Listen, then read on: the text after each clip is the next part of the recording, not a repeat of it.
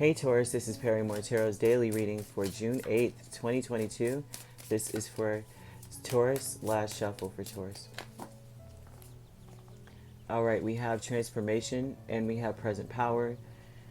Well, right now, I think that the thing is that you're changing a lot of things about yourself. But the present power aspect is that you know what you're willing to do and what you're not willing to do, and what you know what I mean, what you have going on.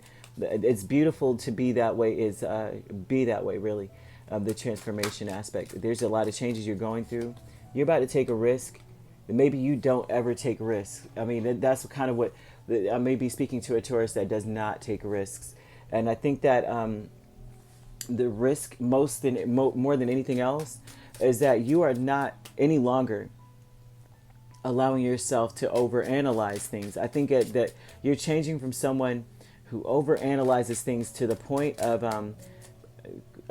exhaustion here, but then you're changing into someone who from going from analyzing things to ignoring things you can't control. Like if you can't do anything about it, you're done. You're like, I need to take, I gotta get some peace and quiet, or peace of mind.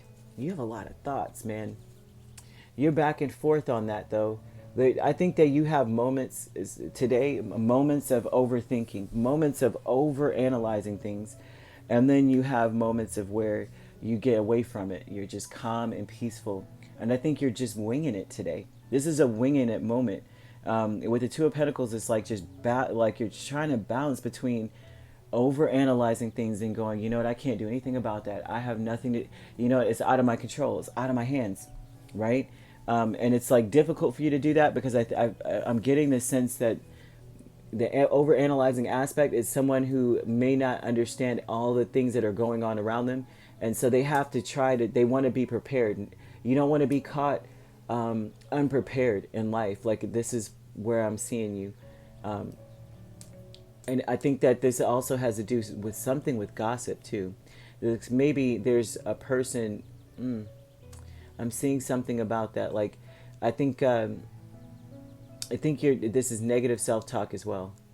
Like you want to make sure that you're prepared. You want to come out on top of something, but so you're balancing yourself between and over analyzing it, but you don't have all the facts. So a lot of the things you're analyzing are maybe not exactly what it is. You know what I mean? It is not what it seems to be. It just isn't. And then you have another part of you where it's like, well, you know what? I can't worry about things I cannot control because I don't know what it is. I can't make a decision on that, so I'm just going to ignore that. And you're going to this is about taking some sort of risk. Maybe being very impulsive when you usually are not. Usually you're thinking hard as crap. And now it's like, that's the change. You're turning into someone who's going to just finally throw caution to the wind and do what you want. Do something. You could also be an Aries Taurus cusp. But you have present power, and that's that you have learned from your mistakes. Because Six of Cups is about nostalgia, but the Empress she's wise, but she's wise for a reason. And it also represents Taurus energy. But she is wise for a reason. She has seen some stuff, and she knows what not to do. She has experience in whatever it is that you're dealing with. It's like this is about your experiences in this, and the present power is that you learned from that. You've learned what to avoid. So there's no need to continuously over analyze something. And you have to have the courage here to wing it.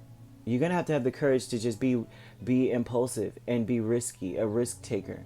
I think you know everything you need to know, Taurus, about whatever the situation is, because they're not giving me a situation as much as they're giving me the cycle that you're going through and what's on your mind. Okay?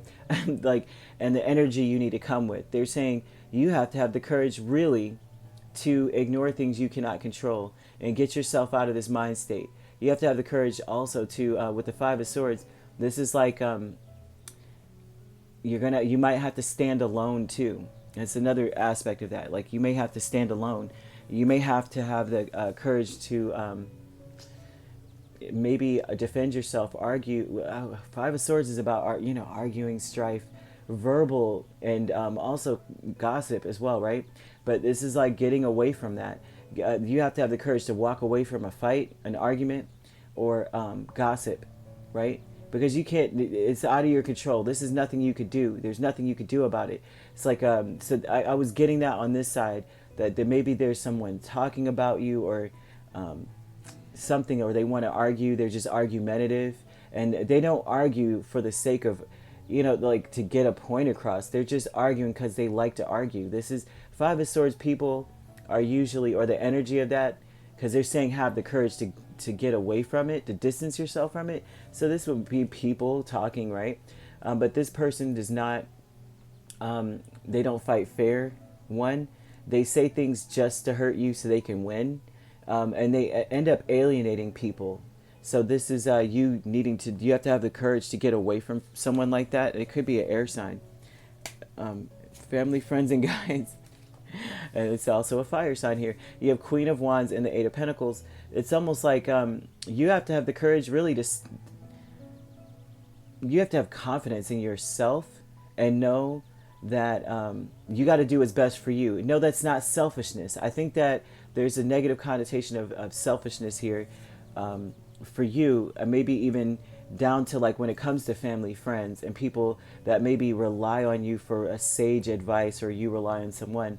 Is like there, it's almost like the advice is for you to only focus on what's best for you. It's not selfishness to do so, right? And it's time to work on you and your self-esteem with the Eight of Pentacles and the Queen of Wands. There, especially when it comes to people who come in the spirit. Well, the spirit energy, really, truly, I mean, usually is people coming towards you. So there may be people coming towards you. It's like you have to do what's best for you. What will stabilize you? What will make you feel like life is sunny side? You're like you live on the sunny side of the street. This part here, though, it's like you have to stand firm on you, on who you are, and it's something that needs to be worked on. You may be getting advice, right? And the advice, maybe if you may be getting advice from people to tell you to do what's best for you and forget what other people feel or think. Who cares what they think? The Queen of Wands never gives a crap about what anyone thinks.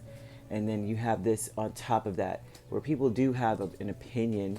They're running their mouth, but they want you to have the courage to get away from them, which is all about getting your independence, your self-esteem built up to where you don't feel like you're being a selfish person for focusing on you and taking a risk and doing something that you never, being impulsive, you know what I mean, that you never used to do. Or maybe you were someone who's kind of neurotic about what you wanted to do, and you delved into each aspect of it before you did it, and they're saying throw caution to the wind, and you may be changing into that person that throws caution to the wind now. And people are going to talk about it. So what? Let them talk. And that's kind of the energy I'm getting. And of course, this may resonate differently for each Taurus because this is general. But I'm seeing a Taurus who needs to let it all hang out here. All right, if you'd like to book a personal reading with me, my links are on my page. Peace, love, and light. Take care.